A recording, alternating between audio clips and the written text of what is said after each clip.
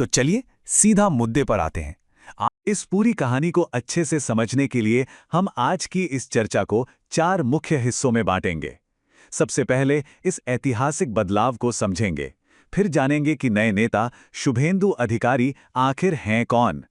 उसके बाद शपथ ग्रहण समारोह की भव्यता पर बात करेंगे और अंत में निष्पक्ष रूप से उन तनावों को भी देखेंगे जो इस बदलाव के साथ साथ चल रहे हैं।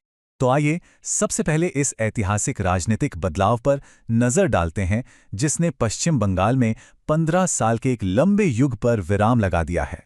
ये आंकड़े अपने आप में पूरी कहानी बयां कर रहे हैं।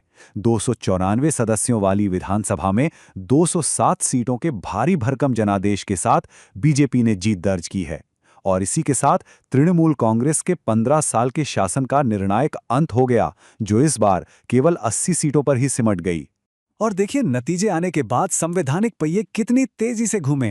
भले ही निवर्तमान मुख्यमंत्री ममता बनर्जी ने औपचारिक रूप से इस्तीफा देने से इनकार कर दिया था, लेकिन राज्यपाल आर.एन. रवि ने बिना किसी देरी के 7 मई को विधानसभा भंग कर दी। इस कदम ने किसी भी तरह के संवैधानिक गतिरोध को खत्म कर दिया और नई सरकार के गठन का रास्ता एकदम साफ कर दिया।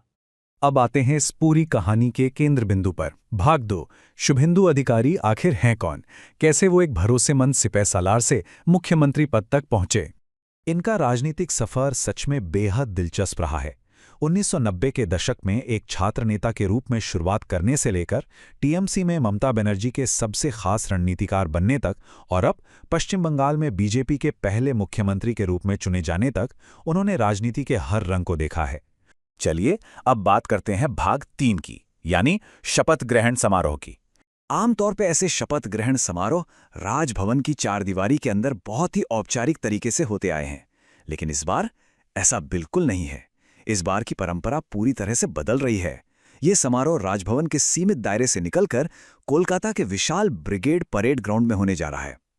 खुले मैदान में ये जनता के बीच शक्ति का एक बहुत बड़ा और खुला प्रदर्शन है। 9 मई को होने वाले इस इवेंट में प्रधानमंत्री नरेंद्र मोदी, गृह मंत्री अमित शाह और पार्टी के राष्ट्रीय अध्यक्ष तो होंगे ही, साथ ही एनडीए शासित राज्यों के करीब 20 मुख्यमंत्री भी शिरकत कर रहे हैं।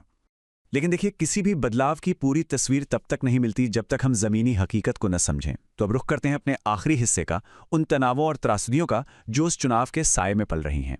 माहौल को समझने के लिए जरा दोनों पक्षों की बातें सुनते हैं। विजयी पक्ष का नजरिया पूरी तरह से आत्मविश्वास से भरा है। नवनिर्वाचित नेतृत्व का साफ कहना है कि भय बाहर हो गया है और भरोसा आ गया है। वे लोगों से किए गए वादों को पूरा करने और एक सकारात्मक भविष्य की बात कर रहे हैं। लेकिन सिक्के का दूसरा पहलू भी है। निवर्तमान मुख्यमंत्री ममता बनर्जी का रुख एकदम अलग है। उनका सीधा आरोप है कि जनादेश लूटा गया है और वे किसी हार का नहीं बल्कि एक साजिश का शिकार हुई हैं। हमारा काम यहां निष्पक्ष रूप से आपको ये बताना है कि इस वक्त राज्य में कितना गहरा राजनीतिक ध्रुवीकरण है। तो कुल मिलाकर आज के इस विश्लेषण के बाद एक सबसे बड़ा सवाल जो हमारे सामने खड़ा होता है वो ये है, पश्चिम बंगाल का ये नया प्रशासन अपने उस सोनार बांग्ला के बड़े वादे और इस जबरदस्त राजनीतिक टकराव के बीच आखिर संतुलन कैसे बिठाएगा। आज हमारे साथ जुड़ने के लिए बहुत बहुत शुक्रिया। मिलते हैं अगली बार एक और दिलचस्प विश्लेषण के साथ।